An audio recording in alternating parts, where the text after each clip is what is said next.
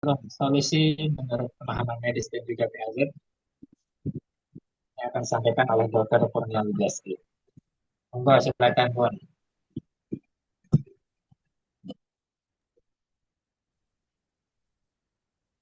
Bim, tes dengar suara saya ya. Aing, sik. Suaranya kok gini.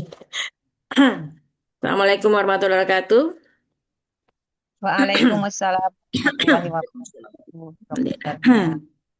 Rabbi shrah li sadri wa yassir amri wa tammin lisani qawli. Assalamualaikum warahmatullahi wabarakatuh. Arsala rasulahu bil huda wa dinil haqq liyuzhir ala dini walau kana musyrikun. Asyhadu an la ilaha illallah wa asyhadu anna muhammadan nabiyya ba'da. Alhamdulillah kita bersua lagi ya setelah 2 pekan lalu ya. Ngapunten tidak bisa membersamai di kajian tiap Rabu ya karena memang ada aktivitas lain yang harus diselesaikan. Dan Masya Allah ternyata untuk bikin materi kali ini memang saya butuh waktu 3 minggu ya. Nggak gampang ya bikin materi gitu ya. Harus dipelajari, harus diteliti kenapa itu yang masih nyata kemarin 2 pekan, 1 pekan, 2 pekan, 3 pekan belum dapat jawaban ya. Alhamdulillah semoga ini bisa ada pencerahan gitu ya. Anak nyimak iya, sing mikir ngeluh. Makanya bikin materi tentang sakit kepala itu ikut sakit kepala juga ya. Insya Allah. Tapi alhamdulillah semoga nanti bisa lebih jelas lagi ya tentang sakit kepala karena memang ada beberapa hal yang baru diwaspadai dan ada beberapa hal yang memang mungkin bisa kita terapi atau tidak itu perlu perlu apa hati-hatilah dalam artian jangan sampai akhirnya malah kalau kita tidak tahu malah jadi bahaya. Tapi insya Allah enggak, insya Allah terapi pasti tidak bahaya. Izin saya share. Allah Akbar sebentar. Tadi saya ngedit sedikit. Ya, Bapak Ibu, sungguhnya kalau kita lihat sakit kepala itu adalah penyakit yang paling sering terjadi gitu ya. Apalagi kalau di awal bulan. Di awal bulan, atau akhir bulan ya, akhir bulan tergantung ya.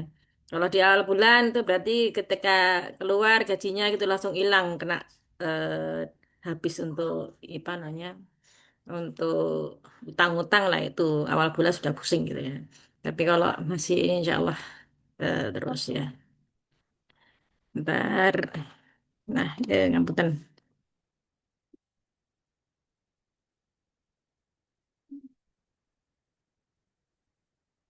Nah, jadi alhamdulillah memang banyak sekali kasus tentang nyeri kepala ya. Dan kalau kita perhatikan sampai detail gitu, nggak akan selesai sampai tahun besok gitu ya. Tapi ini kita ambil beberapa saja kasus yang sering ya. Nah memang alhamdulillah, bismillah itu ternyata di PAZ itu bisa mengambil atau mendapatkan pencerahan tentang akar masalah dari sakit kepala ya, di mana ternyata di medis pun itu masih berupa hipotesa gitu ya. Dan memang medis kan memang mainnya biomekanika ya, biokimia ya. Ngilangin ngantuk ya pacaran.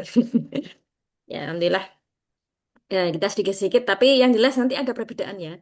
Perbedaan antara sisi pandang secara biokimia dan biomekanika itu jelas jelas berbeda. Makanya ada beberapa kasus di mana itu bisa diambil benang merahnya, ternyata ada juga yang tidak bisa, karena memang beda perspektif ya. Makanya di benang merahnya itu butuh waktu gitu ya. Tapi insya Allah ada sedikit ya, sedikit yang bisa kita sajikan, sedikit yang bisa kita bahas, dan itu memang ternyata ada kaitannya antara postur tubuh dengan rangka tubuh dengan sakit kepala itu ada kaitannya, alhamdulillah. Nah, maka menurut International Classification of Headache Disorder ya, jadi intinya tentang nyeri kepala adalah sensasi nyeri yang berasal dari struktur kepala maupun leher bagian atas ya. Jadi ternyata nyeri kepala bukan dari otak ya. Jadi bukan masalah, duh kepala saya sakit itu berarti ada masalah di otak. Itu tidak seperti itu ya.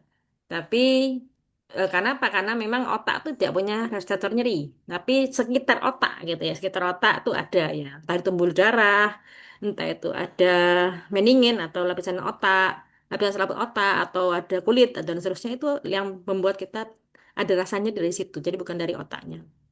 Ya, jadi Kalau otak tidak ada reseptor nyeri. Nah, ini sedikit intinya kalau dibaca seterusnya pusing ya. Jadi ini secara global ya bahwa sakit kepala itu ada mencetusnya ya. Cetusnya entah stres, udah tidur, kurang cairan, lapar gitu ya. Lah ini lapar ini kalau Kusuma ini lapar pasti pusing dia.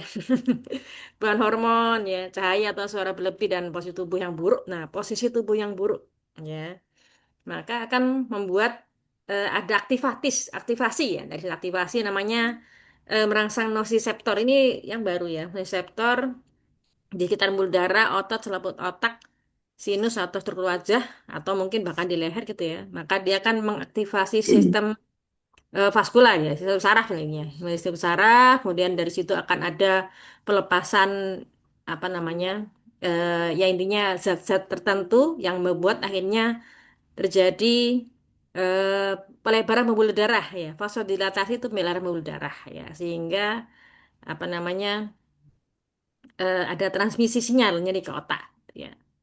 Nah ini ada yang coret-coret ini insya Allah ya, dihapus dulu. Nah ya, dan akhirnya terjadilah prosesnya. Jadi ternyata yang terlibat itu bukan otak ya, ada pembuluh darah, ada selaput otak, ada sinus ya, di sinus di sini ya, ada otot ya, ada juga saraf trigeminal itu di sekitar sini ya, trigger telinga ini ya, macam-macam gitu ya. Ini secara umum seperti ini ya. Jadi terjadinya vasodilatasi atau pelebaran pembuluh darah itu secara ini. Nah, itu akan berbeda dengan vertigo. Ya, jadi sebenarnya vertigo itu tidak termasuk dalam dalam klasifikasi dari nyeri kepala. Nah, insya Allah ya, saya nyari-nyari tentang asoda ya, asoda ya. Jadi ternyata ada hadis ya dari Rasulullah, dari Abu Hurairah, dia berkata Ah, ada seorang Arab Badui menyusul. Keniangan.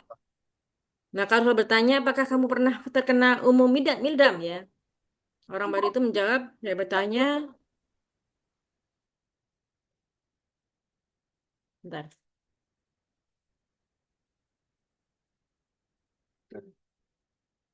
ini sih, yang nanti di WA, bentar, ada WA dari yang nanti. Ya. Oh, itu menjawab seraya bertanya, apa itu umum wildam? Beliau menjawab, rasa panas yang ada di antara kulit dan daging. Orang Bali itu berkata, aku tidak pernah mengalaminya sama sekali. Dia bertanya lagi, apakah kamu pernah tertimpa sudak? Orang Bali itu bertanya, apa itu sudak? Sudak ya, dia bersabda, rasa sakit di kepala yang dirasakan oleh manusia. Orang Bali itu berkata, aku tidak pernah mengalaminya sama sekali. Wah, hebat ya, gak pernah pusing. Gak pernah sakit kepala gitu ya. Nah, kalau orang Baduy itu pergi, Rasulullah bersabda, barang siapa yang ingin melihat seorang dari penghuni neraka, maka lihatlah orang Baduy ini. Gitu. Masya Allah ya, ternyata ini tentang asyuda. Ya, ini bersyukur ya sudah pernah sakit kepala gitu. Karena tidak termasuk dari penghuni neraka. Ya, apalagi yang suka pusing akhir bulan ya. Alhamdulillah, bersyukur. Alhamdulillah ala kulli hal gitu ya. Maka sakit kepala adalah di antara tanda orang beriman dan tanda penghuni surga itu di menurut Ibnu Abdul jadi apa Ibnu Rajab ya Masya Allah ya. Maka ingatlah bahwa yang suka sakit kepala tadi vertigo ya alhamdulillah gitu ya. Bisa jadi itu tanda orang beriman dan tanda penghuni surga gitu ya. Ya Mbak, apa namanya dia. Maka barang siapa bertakwa pada Allah, niscaya dia akan mengadakan bagian jalan keluar. Jadi kalau misalnya kita memang ada masalah mencetus kan tadi saya bilang ada pencetus sehingga bikin jadi kepala, ingatlah bahwa Allah akan mengadakan baginya jalan keluar dan memberinya rizki dari arah yang tidak disangka-sangka. Jadi kita bersyukur, walaupun ucapannya adalah Alhamdulillah ala kulli hal gitu ya. Bersyukur, kenapa? Karena wah itu tertanda kalau sakit-sakit kepala insya Allah ya. Rasulullah pun juga kadang sakit kepala ya sampai dikatakan diceritakan beliau saking sakitnya sampai mengikatkan tali apa kain ya di kepalanya itu pada saat beliau ceramah itu diikatkan saudara pusing saking pusingnya gitu ya. Rasulullah nggak pusing juga, Aisyah juga gitu ya, pernah sakit kepala gitu ya. Tapi bersyukur bahwa, wah ternyata inilah tanda penghuni surga. Jadi kalau pas sakit kepala ingat ya, wah ini tanda penghuni surga ini. Masya Allah. Jadi baca tentang ini aja sudah apa? Sakit kepala sudah berkurang gitu ya. Karena kalau masih diuji dengan sakit kepala nggak hilang-hilang gitu ya. Maka itulah pertanda orang beriman, Masya Allah ya. Semoga Allah memberikan jalan keluar ya. Dan ya, kalau kita bersabar maka Allah akan berikan rezeki yang dari yang tidak sangat sangka ya. Oke, jadi bersyukur ya tadi yang jadi kepalanya belum hilang-hilang, vertigo yang hilang-hilang. Alhamdulillah ala kulli hal gitu ya. Dikasih Allah rezeki berupa tanda penghuni surga. Bismillah. Amin amin ya. Nah, ini adalah klasifikasi nyeri kepala ya. Jadi eh ada nyeri kepala yang primer ya. Apa itu? Tanpa sebab apapun. Jadi asli murni ya. Itu adalah asli penyebabnya adalah dari situ. Ya, maka ada migrain ya, ada tension type headache, ada cluster headache dan ada trigeminal autonomy ini jarang ya. Ya. Jadi yang paling sering tiga ini. Ya, migrain itu apa? Yang nyut-nyut ya, biasanya di satu sisi kepala bisa disertai mual, muntah, atau sensitif dengan cahaya gitu ya. Ketika cahaya itu langsung tambah pusing, ya, tambah sakit kepalanya. Ada tension type headache ya, nyeri seperti tatakan atau ikat, terasa di kedua sisi kepala, ringan hingga sedang tidak berdenyut. Jadi pusing gitu ya. Jadi ketekan gitu ya, seperti ada yang menekan di kepala sini ya. Itu biasanya menyeluruh ya di atas ini menyeluruh biasanya. Ada cluster headache ya. Nyerinya sangat hebat ya, sekitar satu mata satu sisi aja gitu ya. Dan terjadi berulang dalam periode tertentu. Jadi ada cluster. Jadi sekarang nanti nanti tiap tiap maghrib gitu sakit, nah itu hati-hati ya. Tiap maghrib datang sakitnya, lihat hati-hati ya. Ya, jadi seperti itu. Nah, kalau sekunder berarti ada penyebab lain, ya misalnya karena stroke, ya. Stroke aliran darahnya bisa karena infak atau sumbatan, bisa karena perdarahan, ya.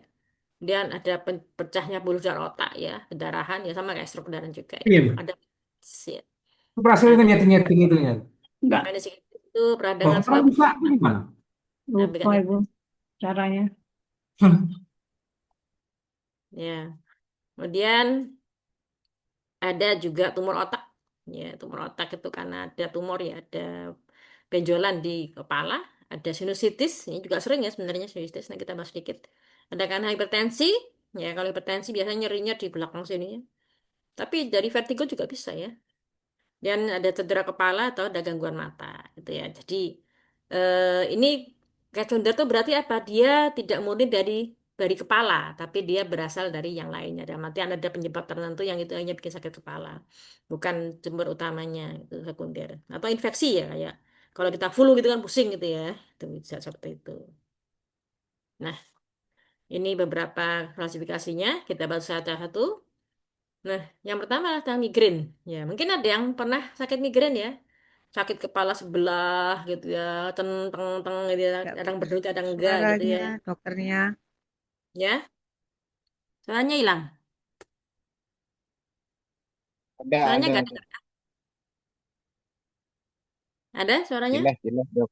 Jelas, jelas, jelas. Oh, Jelas Bu, jelas. Jelas, kalau Bu. kurang jelas Jelas. nanti saya pakai mic. Ya. Jadi nyeri kepala berulang ya akibat gangguan desmoid. Jadi karena kepalanya satu sisi ya, dia berdenyut ya. Kadang bisa sedang, bisa berat, bisa ringan ya. Dan kalau aktivitas dia tambah berat ya. Jadi sering bisa dengan mual, bisa dengan muntah, atau takut cahaya ya, kena cahaya dikit udah langsung tambah sakit gitu ya. Atau ada suara keras dikit udah langsung tambah sakit gitu ya. Itu maksud seperti itu. Ada mencetusnya, bisa karena stres, kurang tidur, ada waktu-waktu haid misalnya, atau kelaparan gitu ya, melihat makan ya. Cahaya terlalu terang, bau yang sangat menyengat ya, atau coklat, alkohol, MSG. Saya dulu kadang coklat itu yang bikin migrain. Atau perubahan cuaca dan kelelahan. Nah, apa yang bikin migrain? Ya, ternyata kalau secara medis ya, akibat pencetus ini akhirnya ada rangsangan dari saraf ya, namanya saraf trigeminus ya. Akhirnya dia akan ada terangsang sarafnya, dia akan membuka pembuluh darah ya, sehingga pembuluh darah di sekitar kepala itu dia akan mengakibatkan peradangan ya di saraf, akhirnya bikin sakit kepala. Ini seperti itulah intinya. Kalau baca gini nanti nggak jelas ya. Jadi intinya ketika ada pembuluh darah yang melebar, ya dia akan merangsang saraf untuk menimbul apa, apa merangsang saraf sehingga saraf itu ngirim sinyal ke otak bahwa "Ah, ini ada sakit di sini." Ini seperti itu. Ya, tapi apa sih yang menyebabkan pembuluh darah melebar? Apakah gara-gara kan kita juga stres ya? Apalagi kayak kemarin barusan anak-anak masuk kuliah atau daftar ulang gitu ya kan pusing ya stres ya Tapi kan nggak mesti kena migrain gitu ya. Ternyata migrain adalah akibat dari pelebaran pembuluh darah kayak tadi, gitu ya. Nah, apa yang bikin pelebaran pembuluh darah? Kalau cara medis karena secara ini ya, secara biokimia, neuropeptida ini biokimia banget gitu ya, secara medis seperti itu. Tapi ini adalah hipotesa. Ya, nanti kita bahas apa penyebabnya ketika di secara teori PLZ gitu ya. Nah, makanya kenapa kok obatnya lain ya. Nah, ada sesuatu yang khas ya, migrain itu bisa disertai aura, bisa juga tidak. Ya, apa itu aura? Bukan seperti kayak lihat orang aura gitu deh ya. Jadi seperti kalau dia mau kumat tuh seperti kayak ada cahaya gini, wah ini mau kumat gitu ya. Atau pandangannya kayak kabur, susah fokus gitu ya. Awalnya seperti itu dulu, atau kesemutan gitu ya, atau bahkan sulit bicara gitu ya. Jadi ternyata itu penyebabnya karena ada gelombang yang tidak rata ya di otak gitu ya kalau dikatakan seperti itu. Cortical spreading depression ya. Jadi gelombangnya itu apa namanya tidak intinya dia ada apa mengganggu aktivitas listrik di kepala lah seperti itu. Ya, maka eh, obatnya ya macam-macam ya. Kalau paling sering itu kalau yang kita ketahui, intinya gini, obat anti nyeri ya, obat anti nyeri. Kemudian ada kalau kita tahu Bodrex Migra itu, dia isinya ada kafeinnya. Apa itu kopi ya? Kafein itu kopi. Ya maka fungsi dari kopi atau kafeinnya dia membuat pembuluh darah itu mengecil, konstriksi. Jadi kalau vasodilatasi itu pembuluh darah melebar, kalau vasokonstriksi itu dia membuat pembuluh darah menjadi mengecil. Nah, makanya obatnya itu kafein itu. Itu salah satu obat dari migrain ya. Jadi kalau makanya kadang orang migrain tuh minum kopi aja gitu ya. Itu nanti selesai ya karena memang dia fungsinya untuk mengecilkan pembuluh darah yang sudah melebar akibat dari fungsi seperti ini. Ya. Nah, yang kedua adalah tension. Ya. Ini yang paling sering ya, jadi kepala tuh apa namanya seperti diikat ya, diikat, ditekan atau pokoknya kayak penuh gitu ya, berat lah intinya seperti itu. Ya bisa ringan gitu ya, kayak berat gitu aja, bisa sedang gitu ya, tidak berdenyut dia menetap ya, tidak memburuk dengan aktivitas, jadi tetap gitu aja gitu ya. Nah, jadi kenapa terjadi ya? Biasanya karena stres, hanya ada respon fight to fight gitu jadi disebutkan ya. Kayaknya ketika udah stres ini sampai ke leher itu dia kenceng ya, kontraksi ya, spasme kita nyebutnya tuh apa nyebutnya ya, kaku lah, ya kaku ya, ada kontraksi otot ya. Kalau di sini ada temporalis ya di kepala ini ada temporalis, ada otot di punggung itu namanya, ada pundak ya namanya trapezius, ada otot leher itu dia kenceng semuanya ya. Sehingga kontraksi itu hanya bikin SKM itu ada sumbatan gitu ya, ada sumbatan intinya pembuluh darah karena dia kan pembuluh apa darah itu berjalan di otot juga ya, dan itu dan di tulang belakang sini di leher servikal itu hanya dia karena dia spasme maka ada aliran darah yang tidak lancar, nah seperti itu intinya ya, maka internetnya tidak stabil ini. Akhirnya terjadilah kita nyebutnya dia karena ada iskemi lokal ya, jadi ada aliran darah tidak lancar. Nah, akhirnya dia mengirimkan sinyal ke otak, wah ini sakit nih kepalanya nih. Ya, seperti itu. Kalau secara medis seperti itu. Jadinya netap ya, netap pusing, kepalanya sakit gak hilang-hilang gitu ya, bisa berapa hari, bisa dengan tidur apa, tidur aja ya sudah sembuh gitu, bisa juga gitu. Ada juga sampai menetap gitu. Ya, jadi maka tension type headache itu melibatkan kombinasi antara otot dengan sentral gitu ya. Jadi dan itu bisa kronis ya, bisa kumat-kumatan ya. Nah, jadi apa aja pemicunya? Bisa stres ya, beban pikiran, cemas gitu ya, anxiety, ya, depresi, ya. Kemudian kurang tidur, kelelahan. Nah, yang menarik adalah sini postur buruk ya. Posisi duduk atau berdiri yang tidak ergonomis membuat otot leher dan bahu bekerja lebih keras. Ya, nyata ada hubungannya dengan postur tubuh.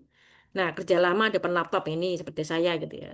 Ya, jadi ada postur tubuh yang membuat itu menjadi pusing. Nah, ini yang bisa kita ambil. Masya Allah, ternyata postur tubuh atau rangka tubuh itu juga mempengaruhi dari pusing. Ya, bisa bikin pusing juga.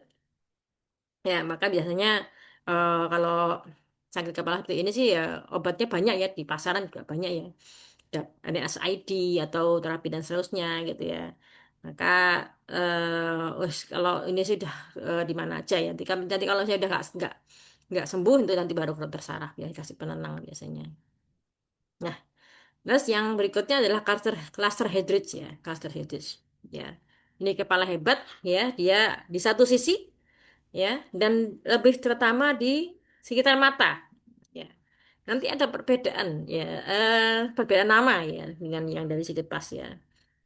Dan sangat hebat ya, sangat berat ya. Bisa sampai 15 menit atau bahkan sampai lama sekali ya 180 menit ya.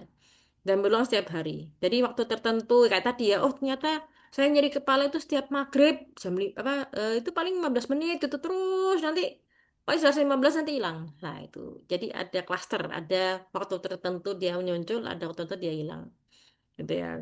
Nyerinya bisa disertai. Jadi ini tidak semuanya ada ya. Hidung tersumbat, air mata keluar, matanya merah, saking sakitnya. Kalau pak matanya itu atau gelisah ya, kenapa ya? Karena memang sakit sekali gitu ya.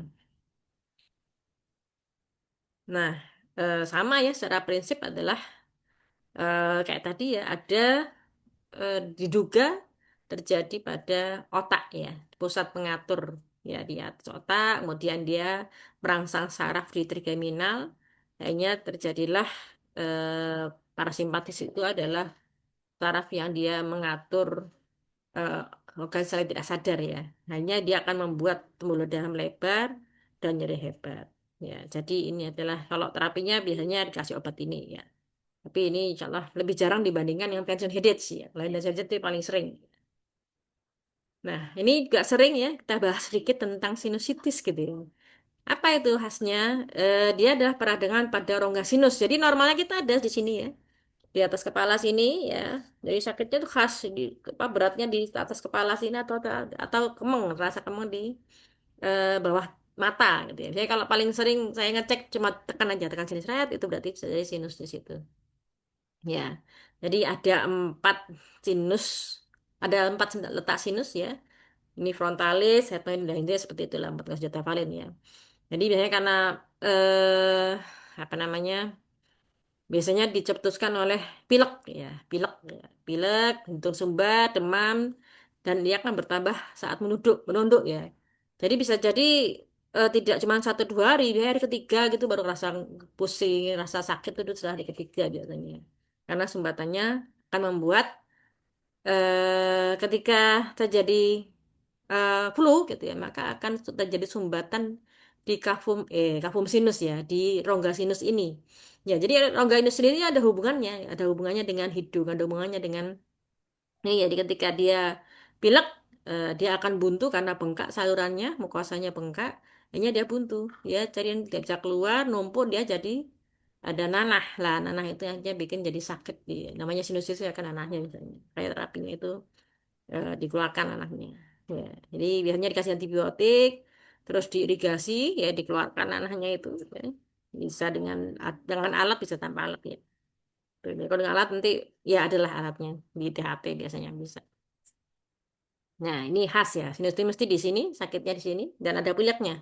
Biasanya orang yang sudah sinus itu biarkan sudah hafal. Sinus saya kumat dok gitu ya, sudah hafal gitu ya. Ini kalau sinusitis gampang banget ya. Terapinya itu Masya Allah. Saya pernah nangani sinusitis cuman di CU plus saja. Dia langsung keluar. Di 1 bulan dia sinusitis. Cuman di CU plus saja. Langsung keluar semua nanahnya gitu ya. Saya cuma disuruh PRHK aja. Karena sudah keluar semua. Langsung plong. Insya Allah. Nah, ini meningitis ya. Nah, ini hati-hati pada meningitis ya.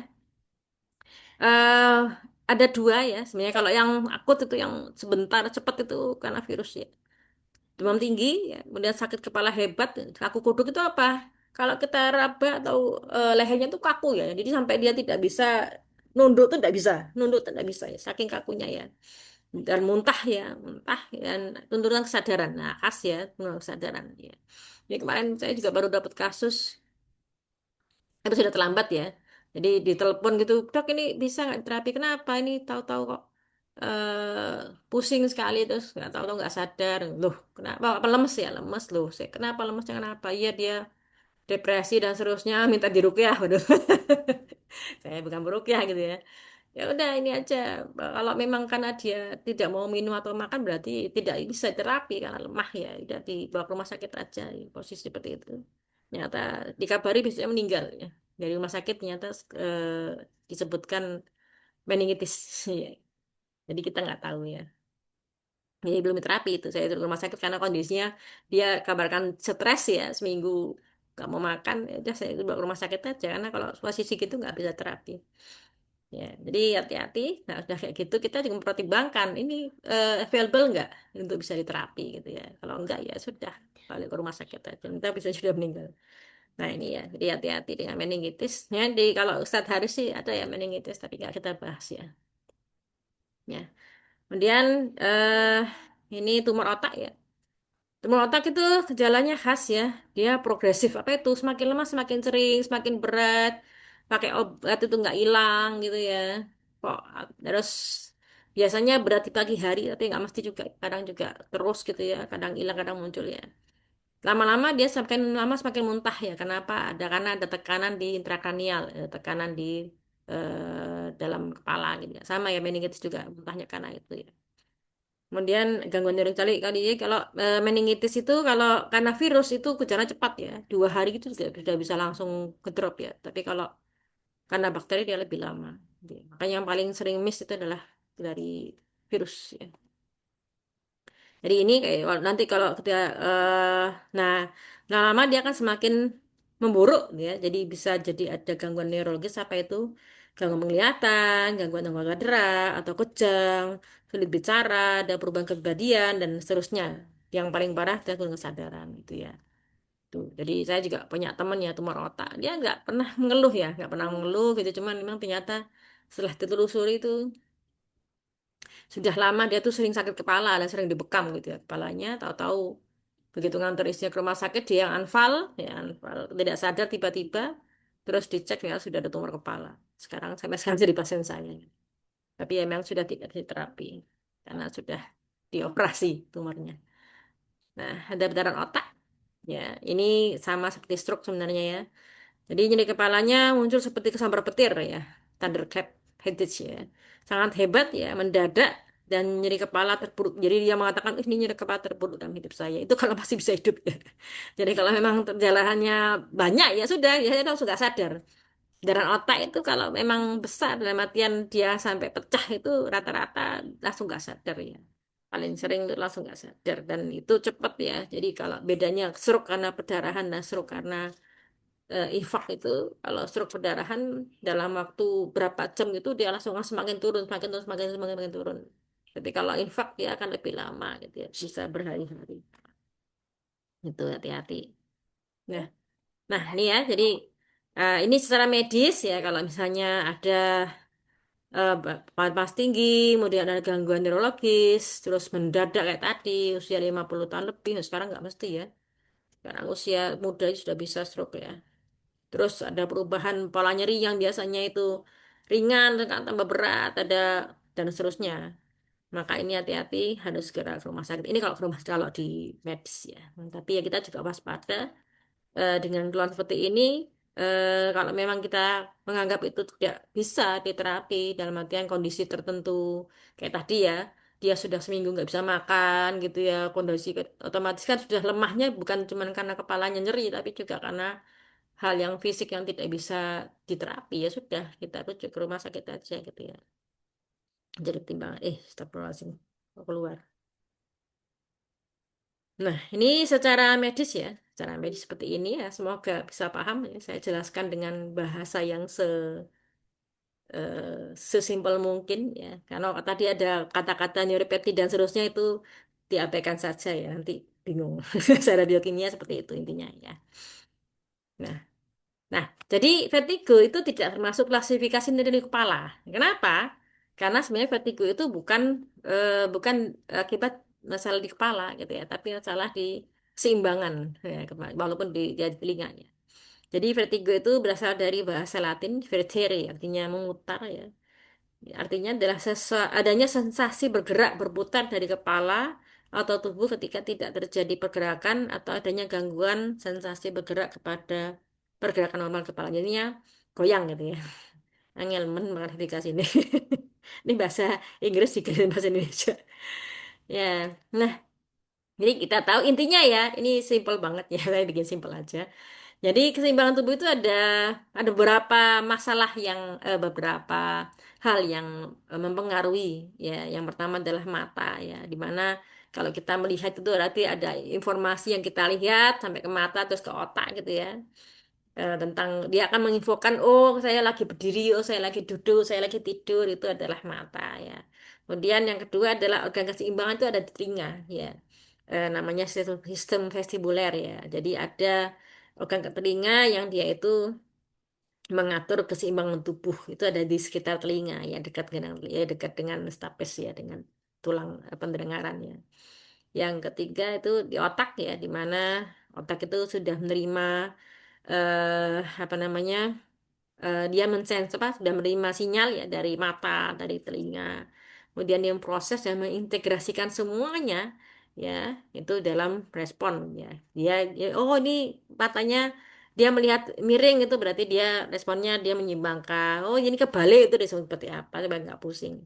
Nah, yang keempat ada faktor otot dan sendi ya. Jadi ketika kita bergerak maka ada otot dan sendi yang diperintah otak untuk menjaga keseimbangan, menjaga postur gitu ya, dan stabilitas tubuh gitu ya. Jadi ketika ada salah satu yang tidak imbang dari empat sistem ini, yaitu bisa menjadi ada masalah pada keseimbangan tubuh gitu ya. Jadi bisa berputar, bisa tidak jalan nggak seimbang, sempoyongan, bisa sampai jadi mual. Itu akibat karena dari empat hal ini. Jadi bukan suatu apa tadi sakit kepala kan, oh masalah cuma di pembuluh darah besar, melebar gitu aja. Tapi kalau ini ternyata sistem. Ada sistem yang makanya agak rumit tentang vertigo. Jadi kemarin 2 minggu itu saya sebenarnya mau ngasih materi tentang vertigo aja, tapi tak lihat kok bulat banget ya. Kok jadinya panjang banget bahas vertigo banget ya. Dah disingkat aja. Kita bikinnya lebih luas lagi sakit kepala ya.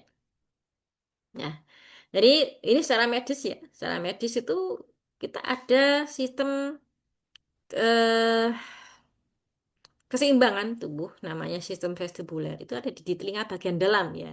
Jadi ini gendang telinga ini eh, apa namanya, telinga kita ya. Ini adalah meatus saluran telinga ya. Kemudian ini adalah telinga bagian dalam ya.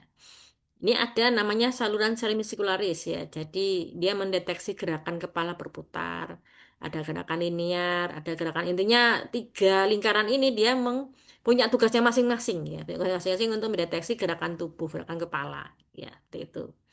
Ya, jadi hanya dari ini ada saraf namanya saraf vestibular, dia akan membawa sinyal keseimbangan ke otak. Nah, jadi dari sini ke otak ya lewat saraf vestibular sampai ke otak diteruskan hanya menjadi kesadaran tubuh dan keseimbangan. Ya, ini seperti itu. Nah, vertigo macam-macam ya. Ada vertigo perifer ya. Dia gangguan di telinga dalam atau saraf vestibuler, ada juga sentral karena gangguan di otak. Ya, paling sering adalah penyebabnya BPPV ya, benign paroxysmal position vertigo. Nggak usah dihafalin ya. Terus karena labirinitis itu ada radang ya, radang di telinga dalam ya, atau saraf vestibularnya ada radang. Nah, yang ketiga penyakit Meniere, ada keterama kepala dan karena obat ya. Yang dengan sentral itu penyebabnya dari stroke, bisa migrain vestibular ya, migrainnya ada di sekitar situ.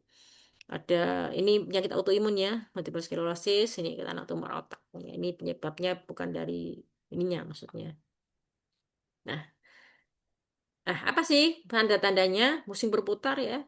Mual, muntah. Khas kalau apanya pusing berputar, mual, pasti ada mual muntahnya, itu vertigo. Kadang cuma geliang aja itu termasuk ya. Jadi cuman kayak goyangnya mak siut gitu, itu sudah termasuk vertigo tapi ringan. Kalau sampai pusing itu berputar tuh saya juga pernah ngalami, itu mau jalan aja pegangan gitu ya. Karena kan bisa jalan gitu ya, mau berdiri aja pengen muntah gitu ya. Langsung makan pasti turun, rasa lemah, lelah, pucat, ya nadinya lemah, nggak mesti ya. Ini tidak semuanya muncul ya, tidak semua muncul ya. Bisa jadi cuman muncul hanya berputar mual aja, dia sudah termasuk vertigo. Ya, kabur, mata merah, mulut pahit, mudah tersinggung atau gelisah. Oh ya iya, kalau udah pusing, udah bakal tua itu pasti gampang gelisah ya. Terus, nah, jadi munculnya bisa bisa karena Biasanya saat posisi kepala berubah dari tidur ke duduk, duduk ke tidur, atau dari duduk ke berdiri, atau dia mau gerakan ke belakang atau ke kanan kiri, itu ada perubahan posisi secara tiba-tiba dari kepala itu yang bikin akhirnya dia berputar. Ya kadang nggak ngapa-ngapain ya, yang berat adalah ketika dia tidur pun kerasa berputar. Itu enak banget rasanya ya. Jadi kayak mabuk ya, kayak di atas kapal gitu ya. Jadi cuman tidur aja merem gitu ya sudah rasanya sudah ngong ngong ngong ngong gitu ya. Enak banget rasanya ya. Jadi berapa lama? Bisa singkat ya. Bisa 50 detik, bisa terus ya, bisa terus ya. Ya. Jadi bahkan apa namanya bisa beberapa hari ya, bisa beberapa hari. Tuh. Nah, ini Masya Allah ya tentang ini ya. Setiap kali niat karena Allah mau bagus. Kalau niat bersih, semuanya insya Allah Allah bantu. Ya, kalau ibu melakukan dengan keyakinan bahwa saya bisa, insya Allah ya. Ibu melakukan karena inilah bocor untuk mantu. Dan Allah akan berikan kepada hambanya, kalau hambanya berikan beban, di sini, saya saja. Saya tidak berharap kenal, saya tidak berharap apa. Yang saya harapkan apa? Satu dari pasien Bapak Ibu, satu saja. Ternyata mereka orang yang soleh, yang makbul doanya. Dan mereka doanya sampai ke saya. Sehingga saya selalu melihat apa saya bersyukur. Ya, jadi ini menyemangati kita untuk belajar PAZ ya. Jadi Ustadz Haris Rahimahullah ya, beliau mengajar bukan ingin tenar, bukan ingin viral gitu ya, tapi karena ingin supaya di antara doa pasiennya itu ada yang bisa membebaskan dari api neraka gitu, insya Allah ya. Ya mungkin kayak itu jadi semangat kita bahwa banyak bantu orang, ikhlaskan aja ya, walaupun apa namanya dan kita lihat betapa progresnya itu luar biasa ya, yang pernah saya ceritakan di mana eh, ada keponakan Pak ipar saya itu, beliau sehingga hafal Quran ya, dia sudah hafal 11 juz Quran itu, dan itu sudah 3 tahun, jadi sebenarnya tinggal beberapa bulan lagi dia sudah tuntas ya, ternyata masih baru 11 juz ya tuh. Nah ya di Jakarta saya terapi cuma sekali terapi aja, bilang udah kalau kamu lakukan ini rutin aja ya, dia punya sakit lambung dan sering pusing ya, sehingga dia nggak bisa ngafalin dengan optimal. Kalau dengan lakukan ini ya, jadi nanti pusingnya akan hilang, nanti lambungnya juga enak, udah nggak pernah pusing lagi gitu ya. Ternyata beliau semangat ya, jadi rutin latihan gitu. eh 2 bulan ya, 2 bulan itu saya dikabari ya di WA gitu, ternyata yang semulanya dia baru 11 juz itu baru 2 bulan itu sudah selesai hafalannya.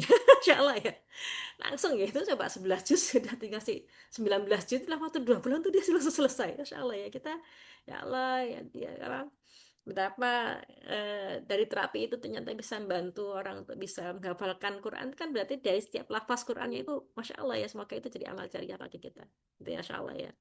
Ya, jadi ini ada semakin kita semangat untuk belajar gitu ya, karena PAZ ini ilmunya luar biasa gitu ya, begitu simpel. Dan saya menemukan bahwa di PAZ itu yang di medis itu yang kita sebutkan tadi ya, pencetus, terus karena ada eh, penyebab dari neuron dan seterusnya, itu adalah hipotesa gitu ya, hipotesa dari secara medis.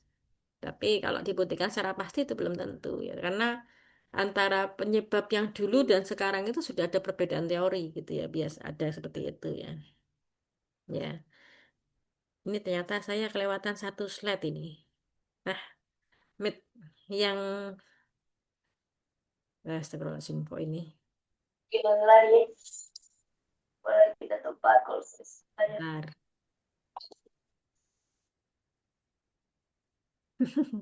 Kok jadi buka IG? Bentar.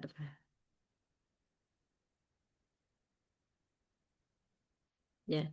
Jadi tentang vertigo ya, tadi slide-nya hilang satu. Tentang vertigo itu obatnya akhirnya ya biasanya kalau kita di medis obatnya adalah anti vertigo ya, kasih mifepristone atau dan anti muntah ya, anti muntah ya. Ya, jadi atau kasih kasih obat obat apa obat antimo gitu udah cukup ya. Nah, Oke, ya. Jadi ini ya obatnya seperti itu. Nanti mulai seperti itu. Nah, sekarang kita mulai masuk ke nyeri kepala secara lapas ya. Nah, memang ada perbedaan nama ya. Jadi jangan diharapkan, oh secara pas itu migrain tuh ini gitu ya. Enggak ya. Yutadaris itu beri nama sendiri ya. Memberi nama sendiri. Nyeri kepala dari PAC itu punya nama sendiri ya. Jadi jangan diharapkan, oh migrain itu akibat dari ini enggak ya.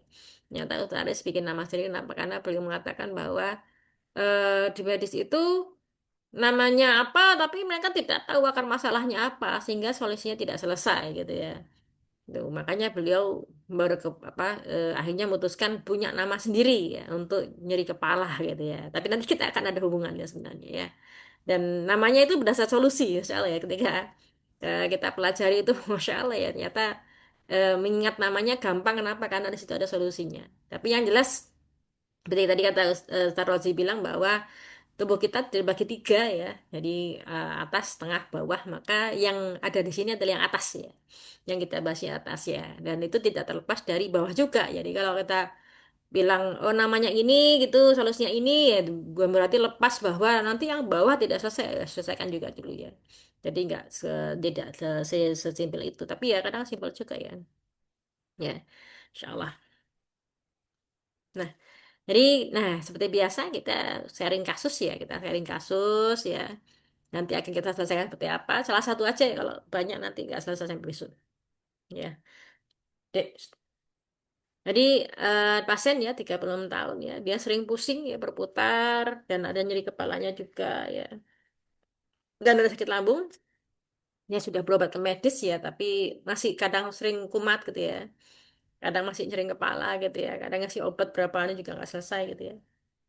Diagnosa pasnya nyeri jempol P, pinggang C, kendur kanan, P1 dan jempol V gitu ya. Maka ketika kita menemukan pasien ini ya, perdalam wawancara. Ya, ini yang sering kita miss ya. Yang kalau saya perhatikan tuh paling sering sama aja kalau dokter juga gitu ya. Dokter itu kadang sekarang apa di puskesmas itu cuma datang, sakit apa Bu? Oh ya sudah, resep pulang. Tanpa diperdalam anunya ya itu sebenarnya kalau di medis gak masalah ya kenapa karena memang semain obatnya itu aja kalau puskesmas ya tapi kalau di PAZ perlu kita telusuri tentang penyebab sakitnya apa gitu ya jadi kita tahu ya bahwa penyebab sakit adalah karena posisi tubuh yang kurang tepat ya atau misalnya kecelakaan gitu ya. Jadi kita tanya pernah jatuh terduduk atau tidak gitu ya. Kasurnya atau kursinya itu empuk atau tidak. Ini paling sering untuk pasien pasien kita yang rata-rata sakit kepala itu karena kasurnya empuk ya. Cara duduk, apakah dia suka bersila atau suka duduk PW. PW itu seperti ini ya, duduk setengah duduk kayak gini ya, itu PW ya. Atau sering duduk bersila ya. Munculnya sakit sejak kapan nih ya? Oh, sejak jatuh atau sejak apa gitu ya itu perlu diperhatikan ya. Ya, tadi ada yang pasien WA gitu ya. eh saya tiba-tiba sakit 2 tahun yang lalu. Tiba-tiba sakit kenapa? Nggak mungkin ya biasanya tiba-tiba itu biasanya sebelumnya sudah ada sinyal tapi tidak dipedulikan. Ya, terus Nggak boleh. seperti apa gejalanya gitu ya. Itu perlu diperhatikan lagi ya. Jadi perlu diteliti ya dalam artian menelusuri penyebab munculnya penyakit sangat penting untuk terapi pasti optimal. Dan itu tapi apa? Kita akan evaluasi, oh penyebab sakitnya apa? Oh kasur empuk. Ya kita bilang kalau penyebab sakitnya karena kasur empuk. Ya, kenapa? Dan kita minta untuk supaya ganti kasur. Ya, kalau tidak ganti kasur maka terapi tidak ada gunanya gitu ya. Nah itu pasien kalau dia kadang ada pasien saya itu, "Loh, Dok baru beli baru beli spring bed spring bed tapi empuk karena memang pengen cari yang empuk ya sudah kalau pengen teruskan sakitnya nggak apa-apa lagi kayaknya beliau ganti kasur ya ganti kasur atau kasurnya dibalik ya spring bed yang baru itu kalau ortopedik itu ya sekarang sudah ada lapisannya itu empuk ya jadi saya turut balik dibalik itu dapat yang keras nah itu sudah bisa lumayan gitu ya duduk kasur empuk itu kan yang bikin bisa jadi penyebabnya di situ kita cari akar masalahnya apa kenapa supaya bisa diperbaiki rata-rata itu pasien itu tidak sembuh atau tidak kelar karena ada kebiasaan tubuh yang tidak dirubah gitu ya cara duduk ya cara berdiri cara sholat dan seterusnya seperti itu jadi kita telusuri lagi Nah, ini ya, jadi kita mulai asik nih ya. Kita akan telusuri kenapa sih macam-macam klasifikasi nyeri kepala secara PAZ. Yang pertama adalah eh, apa itu? Nyeri teka-teki ya. Nyeri nyeri teka apa? Telinga kalau Sadaris bilang teki, teki itu apa? Telinga kiri gitu ya. Jadi nyerinya adalah nyeri kepala hingga ke telinga di satu sisi ya. Jadi sisi kendor ya rata-rata. Akibat kalau kita sebutkan kalau kita ingat tentang terjadinya jalur penyakit ya di sisi kendor gitu ya, akibat pinggul membuka, maka dia akan menarik saraf sampai ke telinga ya. Telinga sisi samping ya, kita ingat titik samping gitu ya, maka hanya dia akan menarik sampai ke telinga gitu ya. Dan itu sebab dan itu hanya karena dah ketika itu menarik, maka dia akan meregangkan sisi kendor itu renggang semua ya. Ketika pinggulnya kebuka, ini yang keregang ke samping ya, maka termasuk pembuluh darah di dalamnya juga akan teregang. Nah, ini yang akhirnya menyebabkan vasodilatasi, gitu ya kan, teregang ya. Ini otomatis ini kalau misalnya dia posisi seperti ini dia lurus, maka ketika dia membuka dia akan teregang, dia akan teregang, lah itu hanya pembuluh darah dia akan melebar, gitu ya, sehingga terjadilah pasokan darah ke otak. Dia akan apa, kayak apa ya, kayak di shock gitu ya, kayak di shock, akhirnya dia terjadi tekanan yang berlebih di otaknya, jadi sakit. Bukan dari otak jadi di sekitar sini ya, sekitar pembuluh darah samping itu dia akan merangsang otak untuk mengadakan nyeri seperti itu. Ya ini, jadi kalau kita cek paling gampang adalah di sisi bawah telinga. Kalau bawah telinga sakit ya itu otomatis biasanya bisa terjadi eh, nyeri kepala di telinga gitu ya. Kalau ini kalau secara medis migrain ya.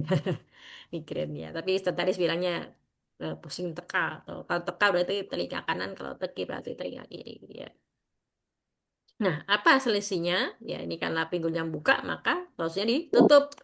Solusinya adalah dengan teki apa itu? Tekuk kaki kiri ya.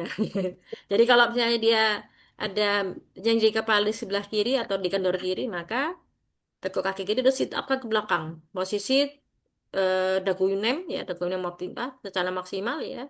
Dia sit up ke belakang sampai benar-benar maksimal, sampai ke belakang banget, sampai benar maksimal semampunya, itu, sekuatnya itu ya. Tahan sampai benar-benar, bahkan sampai ditahan gitu, dari bangun ditahan gitu ya.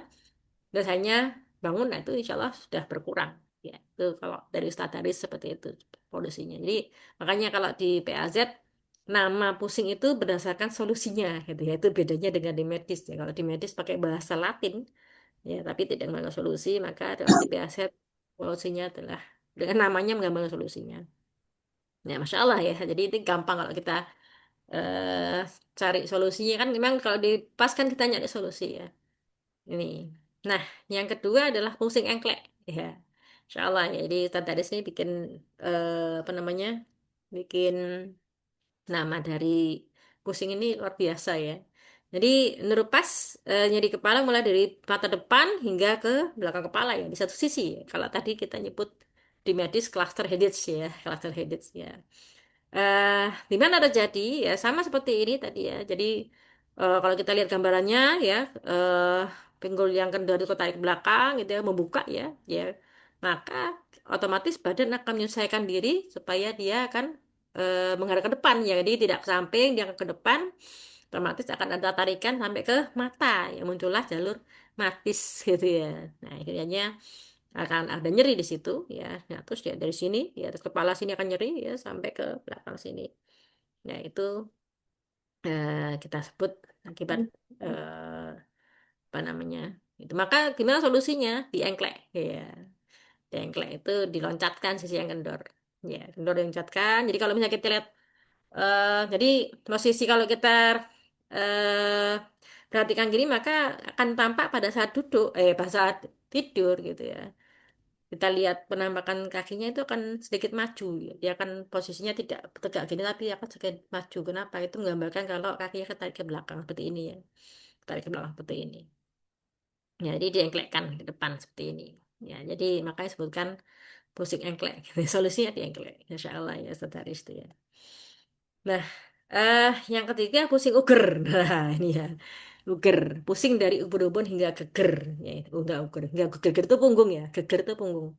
Ya, jadi ubun-ubun gini sakit sampai ke geger gini ya, sampai ke ujung punggung ya. Jadi kalau misalnya kita tahu kata orang nyebutnya, aduh, gegerku kok kemeng ya, kok capek apa, kok sakit ya sampai ke kepala belakang kepala sini gitu ya. Kata-kata, kalau sudah cek kolesterol normal, cek tensi normal, tapi kok masih sakit ya.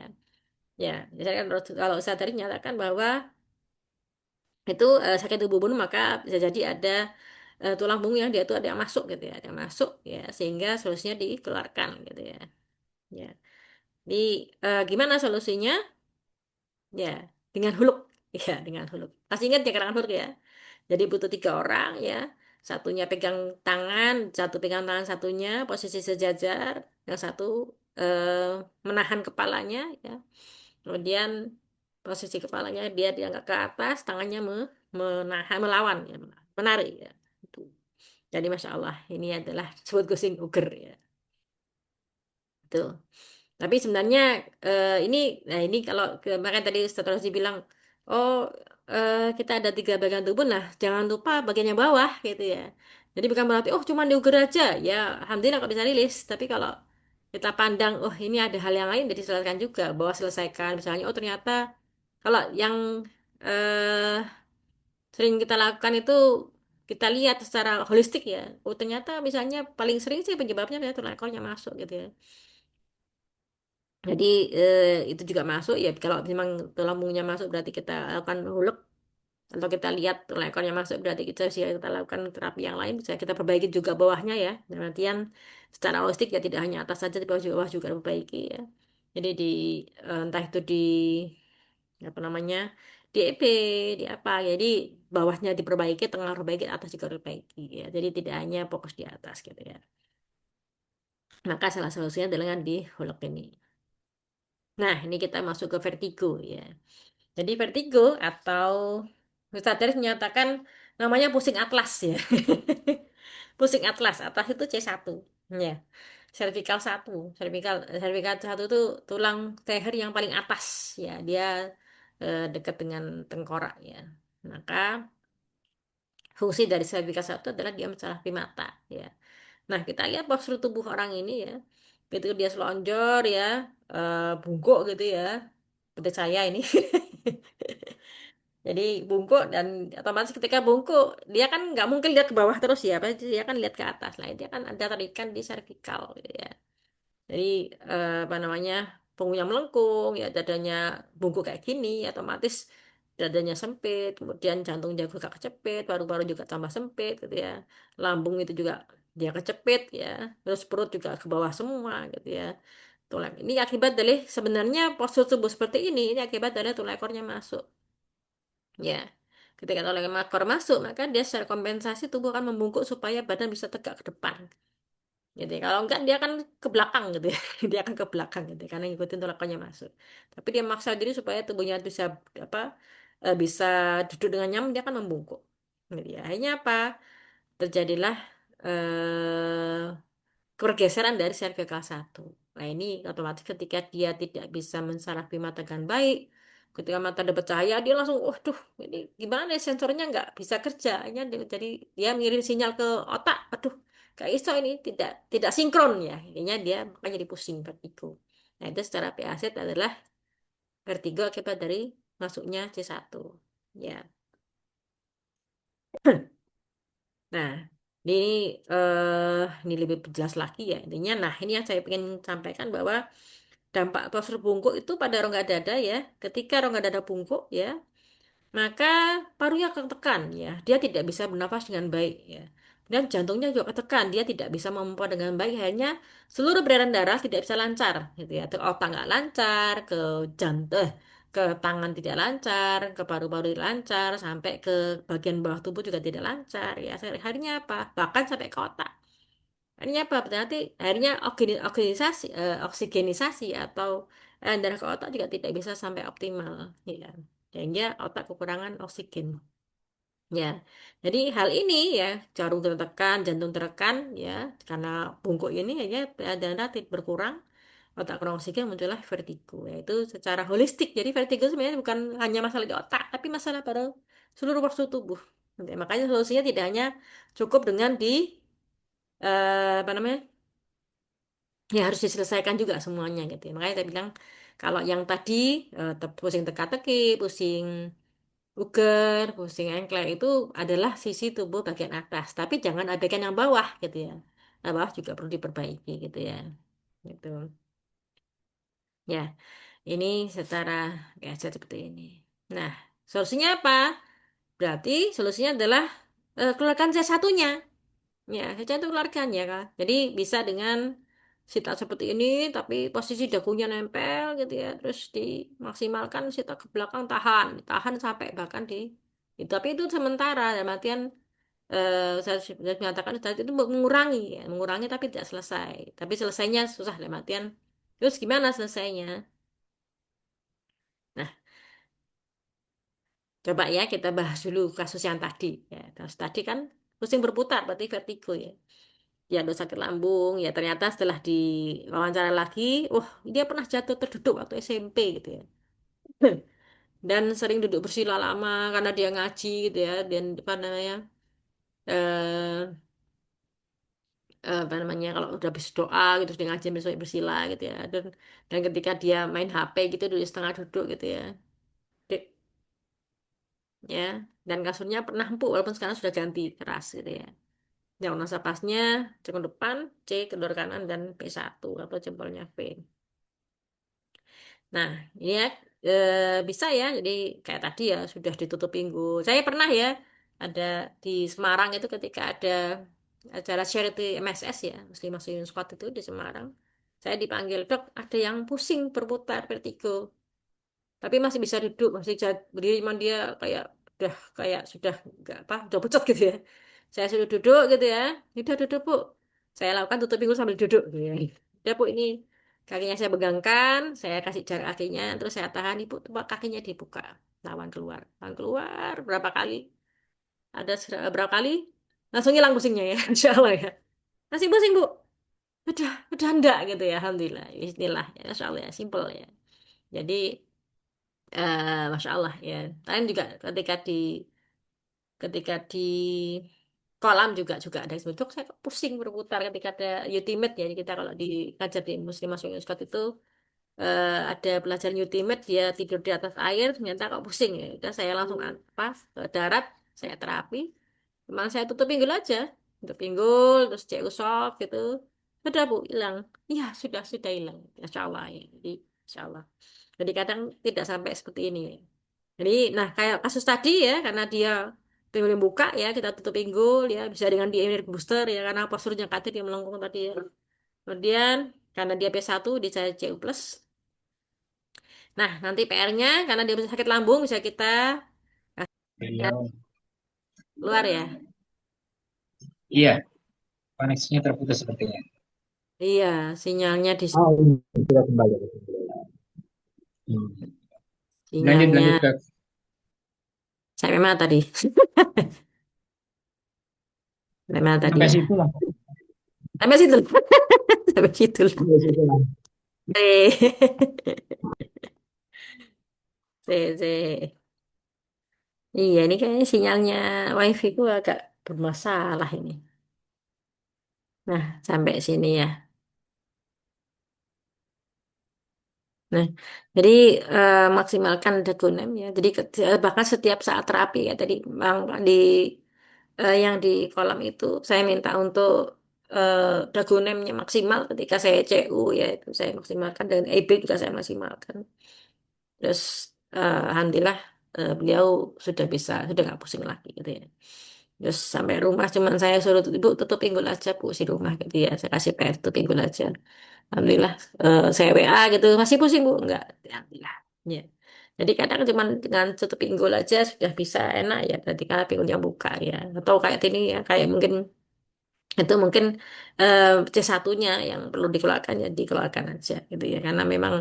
Dan ada satu lagi terapi, tapi saya juga belum bisa. Rozi bisa ya, bisa tersentuh tuh bisa. Terapi lokal ya, lokal untuk menggunakan c satunya itu ya, dengan gerakan lokal di kepala. Tuh. Nah, insya Allah ya, endingnya adalah bersyukurlah kita belajar PAZ ya. Kalau kata Ustadz Aris, dari pasien jam sekali, lalu belajar, banyak praktek, banyak latihan, bantu sembuhkan banyak orang. Maka kita ingat dalam surat Al-Araf 56 ya, dan janganlah kamu berbuat kerusakan di bumi setelah diciptakan dengan baik. Berdoalah padanya dengan rasa takut dan penuh harap. Sungguhnya rahmat Allah sangat dekat pada orang yang berbaik. Ya, jadi semoga kita senantiasa mendapat rahmat dari Allah dan semoga kita senantiasa dilindungi keadaan diri dari Allah dan kalau memang ada sakit-sakit sembuhkan. Kalau memang tidak sembuh, aku bisa nyembuh, aku bisa misalnya kalau ada yang terapi kok bisa waras, aku kurang waras itu maka berarti bisa jadi Allah memang apa namanya masya Allah ya. Jangan pernah berhenti untuk nerapi ya. Kalau kasarannya itu bisa jadi memang ladang kita untuk belajar dan terus belajar karena memang belum sembuh-sembuh ya. Gak apa-apa, terusin aja. Nah, insya Allah itu jazakumullah khair semuanya. Hampir jam 9. Monggo Wow, saya kembali. keren. Ya. Betul, oke. Alhamdulillah.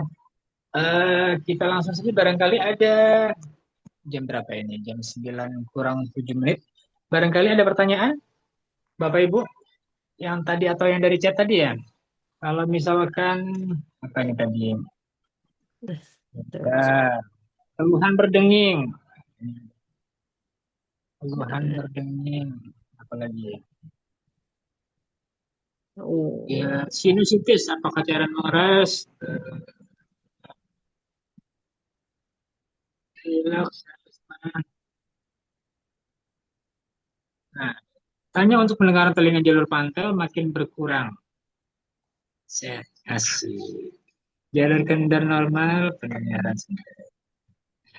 Pertanyaannya Kalau ada langsung ke mekanik banget. Jalur iya kendar normal pendengaran. Iya, iya, iya. pelintirane Keren, keren. Engklek itu apa ya dokter? Wah, loncat. ini Kak Juni. Kak Juni ini dari Malaysia ya. Engklek itu sebutan sebutan apa? Bahasa Hentak kaki, bahasa gerakan hentak kaki. Iya. bahasa Jadi Malaysia dulu yang kayak itu apa ini? disebutnya engklek. Status. Bahasa Jawa itu.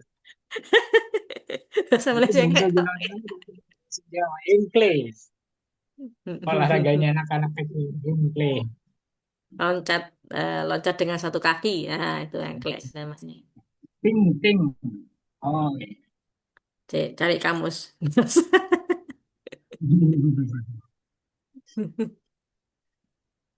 Nah, kembali ke Bu Andi sambil sambil nunggu dokter ngajari kamus, kembali ke Bu Andi tadi. Jadi saya ingat waktu awal-awal dulu itu memang mungkin ada Kak, Kak Zati ya yang dulu ikut pelatihan masih bertemu dengan Ustaz Haris itu insya Allah juga pernah mengalami bahwa dulu itu kurikulumnya masih hanya untuk materi sebagai terapis.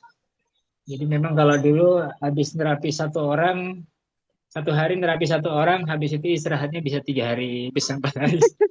Nggak terapi lagi, masalahnya badannya sakit semua luar biasa. Nah, Sampai Alhamdulillah saat semakin berkembang, semakin ke sini, Masya Allah luar biasa. Jadi perkembangan itu luar biasa. Dan sekarang kurikulum yang kita terima sama-sama, apalagi yang sudah terupdate terakhir, itu hampir keseluruhan gerakannya itu sudah dimaksimalkan agar safe ataupun aman bagi terapisnya. Jadi insya Allah gerakan yang saat ini yang ada di modul yang terakhir itu insya Allah sudah gerakan yang cukup aman bagi terapisnya juga. Artinya jangan sampai, ya karena dulu ada juga senior dan kebetulan kakak ipar saya, jadi suami dari abang saya, istri dari abang saya itu habis menterapi pasien yang diterapi sehat, beliaunya belum sempat pulang pingsan di tempat. Tiba-tiba asmanya apa namanya asam lambungnya kambuh, langsung pingsan di tempat. Ya memang begitulah.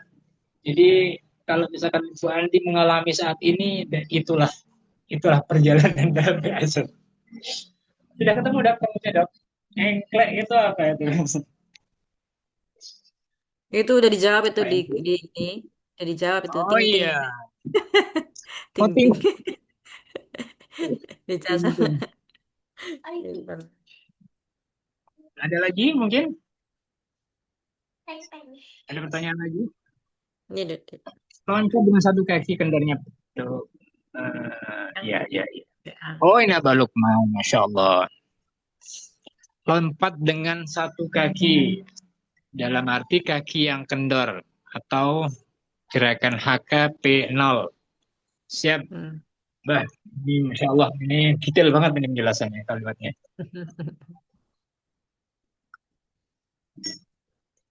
Ada lagi? Kalau tidak ada, mungkin bisa masih ada. Telinga Ada di atas berdenging. itu. Telinga berdenging, enggak? Wah, Telinga itu berdenging itu penyebabnya apa itu? Kalau dari sisi medisnya. sisi medis. Iya, Kalau sisi medis apa itu ada ada hubungannya radang. dengan Radang di telinga dalam kalau sisi medisnya. Gitu. ini? Kalau secara Jadi kalau misalkan telinga berdenging itu karena apa? Sepertinya kita akan terus terus terbelenggu dengan mencari penyebab. Nah, karena iya, kita belajar tentang penyakit itu, maka kita yang perlu pelajari adalah bagaimana kita menemukan solusinya. Nah, insya Allah dari beberapa senior yang menyampaikan, kalau misalkan ada keluhan di telinga, terus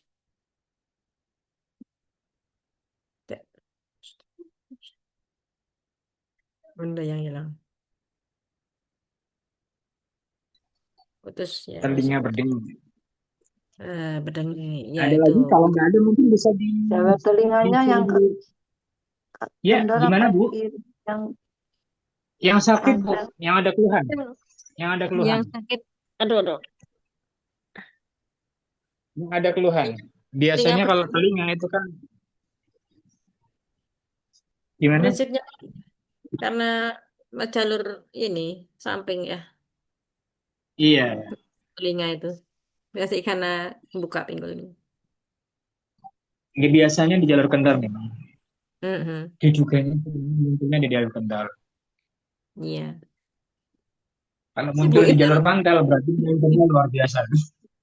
ya kalau jalur pantai berarti penyebabnya karena kendor. Boleh aja Ya, gitu. bulat. Bulat. Iya memang. Iya sinusitis cairan mengeras di rongga sinus bisa keluar sendiri. Dokter rekomen operasi sinus setelah melakukan CT scan. Ini sinusnya sudah berapa lama ya bisa keras ya? Ya alam ya. Yang jelas dari CT scan memang kelihatan apakah eh, apa itu padat atau cair itu memang lebih kelihatan ya. Tapi kalau memang padat, padatnya itu kalau cairan jadi padat itu kan berarti dia sangat kental ya. Sehingga dan emang operasi sinus itu bukan nanti dibuka gitu tidak ya. Jadi dia cuma dibolongin aja terus diambil sedot gitu aja sebenarnya ya. Jadi sekeras-kerasnya apapun itu kalau sinus tahu saya memang cuman pakai alat untuk melobang diambil cairannya gitu aja sih. Tuh. Tapi walalam ya. Kalau pecah pembuluh darah otak, pasien stroke, gunakan lintah titik mana? Waduh, ngapunten saya belum belajar lintah ya. Nggak bisa jawab. Ya, saya Kalau belum dulu belajar mungkin lintah ya. Silakan tanya hasilnya lebih ahli tentang lintah ya. iya. Kalau Ustadz Haris memang Mungkin beliau kalau bisa ahli nanti lintah. Ya, saya hadir belum ke belajar lintah. Jamboree saja. Ya, Hadir saya ke belum. Jamboree mungkin barangkali banyak senior di sana. Itu. Ya, tinggal berdenging karena jalur kendor. Ya, pinggulnya buka biasanya. Tinggal ditutup aja. Ya, udah nggak ada lagi ya? Itu nggak ada ya? Monggo dok, kesimpulannya bagaimana? Ya, jadi yang jelas intinya sih eh apapun penyakit nama penyakitnya ya, maka fokus kita bukan ke nama penyakit tapi ke penyimpangan tubuhnya tetap ya. Jadi sakit ini gitu ya, maka tetap kita lihat penyimpangan tubuhnya. Ya, jadi sakit ambo itu bahkan sampai ke tingkat autoimun, ke kanker itu jangan takut ya untuk menterapi ya. Tapi terapi sebisanya. Tapi ingat bahwa perlu diperhatikan hal-hal yang mungkin itu tidak bisa diterapi gitu ya. Yang biasa saya bilang tadi itu sampai demam tinggi, sampai nyeri kepala hebat ya, dan apalagi posisi kondisi sebelumnya sudah kayak tadi yang saya sebutkan kasusnya dia sudah seminggu nggak makan, dehidrasi ya, itu adalah faktor-faktor yang mungkin tidak available untuk diterapi. Itu baiknya ya jangan diterapi gitu ya. Tuh. Ya, kita tidak mampu terapi untuk nggak mungkin kita nginfus dan seterusnya ya. Ya.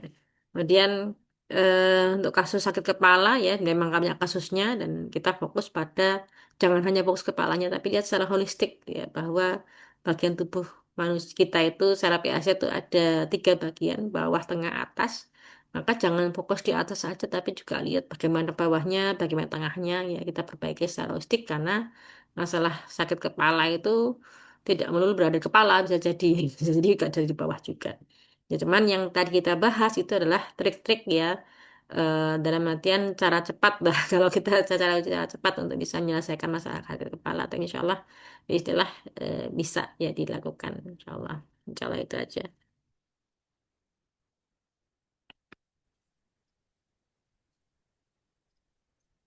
Baik dok, ini masih ada. Mata Terus yang sering hati-hati berapa mata yang sering ya matanya, mata telinga juga. sekarang lagi Oh, marak air mata apa itu nanti matanya? mata berapa itu mata mata berapa itu matanya kenapa kok tali telinganya kalau mata bermasalah ngapain tali telinga ya nggak ada hubungannya berair oh mata berair Berair. mata berair dengan tali telinga. Tali telinga itu rata-rata berada di telinga masalahnya, bukan di mata ya.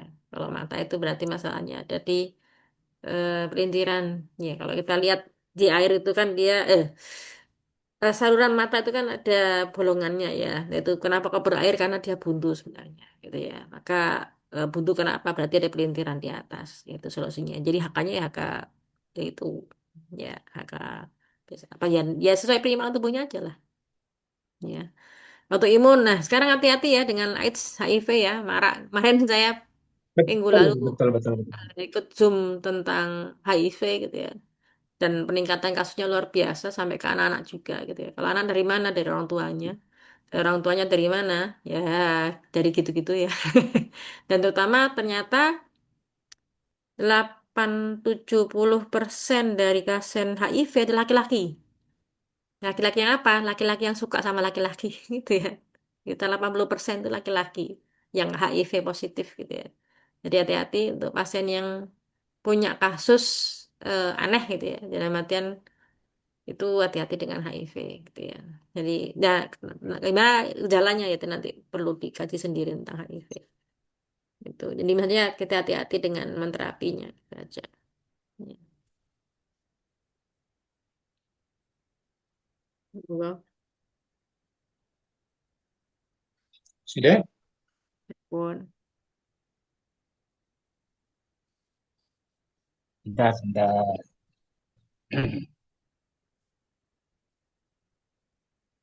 Mana ini? Kok hilang? Ayat saya kenapa jadi hilang? Oke. Baik, Bapak Ibu, sebelum kita tutup, sebelum kita akhiri, jadi ada satu cerita pengalaman kami di PAZ pada tahun 2020 itu ada salah seorang ibu-ibu, ibu-ibu usianya hampir 60 tahun mempunyai keluhan tumor di kepala. Nah, hampir 2 pekan itu beliau konsultasi dan sebenarnya ada niatan untuk ikhtiar terapi. Namun pada saat itu, Masya Allah, luar biasa sekali. Tiba-tiba ada informasi akan ada pelatihan basic di Jawa Timur, di Pulau Madura, pertama dan terakhir. Karena satu-satunya. Akhirnya beliau tidak jadi terapi, dan Masya Allah, beliau sempat menyampaikan, Bismillah, saya ingin belajar ilmunya saja, Mas. Akhirnya beliau berangkat. Sampainya di sana, setelah belajar, beliau semakin aktif dan terus aktif, Masya Allah, luar biasa. Dan meskipun dengan keluhan yang bisa dikatakan tidak berprogres atau tidak membaik, suatu kesempatan saya bertanya pada beliau, Ibu, apa yang mendasari Ibu untuk tetap aktif, untuk tetap belajar, untuk tetap menekuni atau mendalami keilmuan ini? Kalau misalkan memang takdirnya saya tidak bisa kembali sembuh, ya itu memang takdirnya Allah. Tapi ketika saya tahu ini bisa bermanfaat, saya ingin membagikan manfaat ini kepada yang lainnya. Jadi bukan berarti saya sakit terus dengan ilmu ini tidak sama sekali memberikan kesehatan atau membuat keluhan saya semakin baik. Itu tidak apa-apa, karena itu sudah takdirnya Allah. Jadi beliau adalah salah satu orang yang sosok yang inspirasi, dan saya mohon dalam hati Bapak Ibu sekalian mengaminkan, mudah-mudahan kondisi, karena memang kondisi beliau 1 bulan 2 bulan terakhir semakin menurun, mudah-mudahan Allah segera angkat segala keluhannya dan mudah-mudahan diberikan kekuatan, karena memang kita semua juga merindukan kehadiran beliau untuk kembali bercengkrama ataupun kembali bersuai, kembali meneruskan niatnya untuk terus bisa mensyiarkan manfaat kepada yang lainnya. Sekali lagi Bapak Ibu, dan yang kedua, makanya setiap kali kita berusaha untuk belajar, meskipun kita tidak menterapi, itu banyak sekali dari teman-teman itu, saya memang bukan terapis, tapi saya adalah perujuk. Sudah ikut pelatihan, tapi tidak menterapi, karena merasa masih belum mempunyai kemampuan atau kompetensi untuk menjadi seorang terapis dalam ilmunya, maka mereka memberikan rujukan kepada kenalan kerabat keluarga yang mempunyai keluhan, dirujuk untuk berikhtiar dengan terapi, dengan TAZ. Ada juga yang menjadi influencer. Sekali dirujuk ke senior, habis itu membaik, lalu diberikan influence agar ikut pelatihannya. Apa tujuannya? Tujuannya satu, agar ketika dari satu orang yang kita berikan influence, mereka merasakan manfaatnya dan mereka mengucapkan syukur Alhamdulillah, dari satu kata itu tembus sampai dengan ke langit, maka harapannya adalah tidak lain, jariahnya bisa mengalir. Jariahnya satu butir jariah itu bisa mengalir kepada kita. Harapannya benar-benar seperti itu. Karena kita semua juga sadar bahwa kita bukan orang yang baik, hanya penumpuk dosa.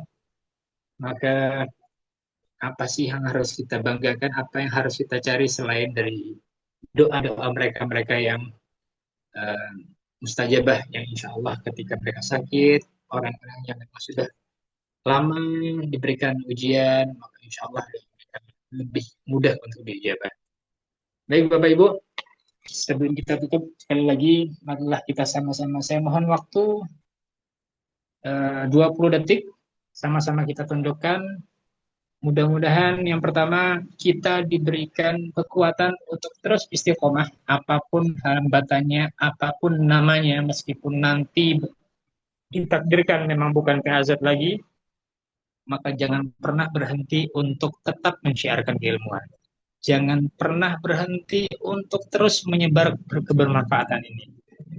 Dan yang kedua, mudah-mudahan Allah terus dan senantiasa memberikan penerangan, memberikan kebahagiaan kepada guru kita yang karena memang warisan keilmuan ini kita semakin erat dalam bersilaturahim, dan mudah-mudahan nantinya kita bisa dipertemukan oleh Allah di jannahnya.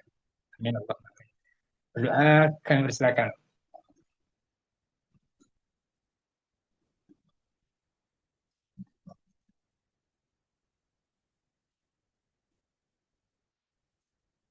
Amin Allahumma amin ya mujibas sa'ilin.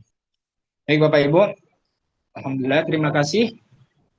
Terima kasih atas ketersediaannya untuk bisa kembali bergabung, dan mudah-mudahan pekan depan juga